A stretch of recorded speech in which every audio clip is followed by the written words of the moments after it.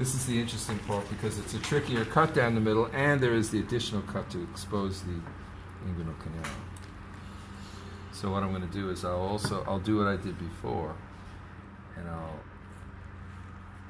did I do that on this one? Did I cut across? Did I cut this one? So I think I probably did. Right, so we have that. Actually, you know what I did? That cuts the urethra coming back up anyway. That does it automatically. Duh. Okay. So now I don't have to worry about that. Is this a... Yes, it is a male, but where is his opening to the penis? Looks like a real button. Well, anyway, I've cut the urethra here. You see? Forgot what I was doing there for a minute. There's the urethra cut. See some liquid squeezing out? Not blood, right? It's clear fluid, right? Urine, right? So that's the urethra, and there is no sort of penis sticking out, but it's a lot of gelatinous tissue, which is erectile tissue, and that fills with fluid under pressure, and that's what causes the erection. You ever see the ads nowadays for those garden hoses? You open it and the whole thing expands. That, you know, and every new invention, every good invention copies nature. That's how erection takes place. It's those new garden hoses that work exactly that way. They have a tube in the middle, which is, you know, expandable, and then they have this all kind of shriveled up tubing outside, and when it fills with fluid pressure, the whole thing expands. And when you close the water, you know, it all empties.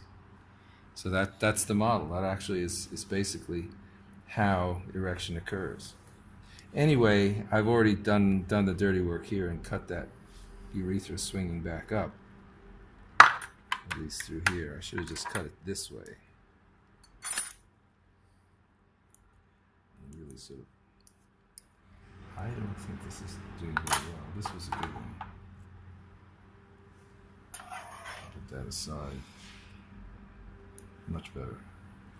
Okay, so now you see on either side, what do we have? We have I said it looks like a seat belt, right? It's a continuous tube, right? Which then has like a little T tube that goes a common. These are the sperm ducts, as opposed to the oviducts. These are the sperm ducts, or the vasa deferentia, right? So they basically come together here, form a T, and then that enters what's now just the base of the bladder, because there's no prostate or seminal vesicles there, right?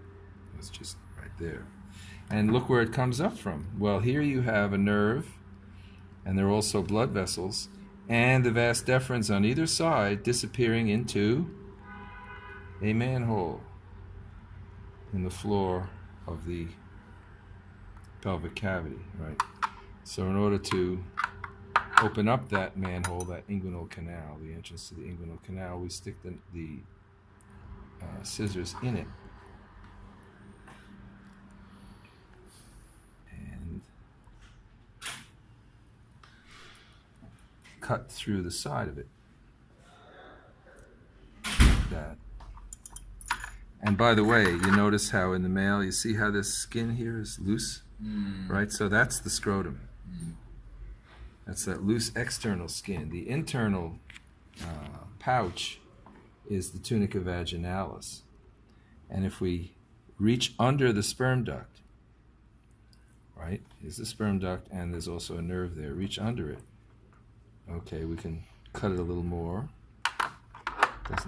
What you can actually do is fish it out. Literally fish out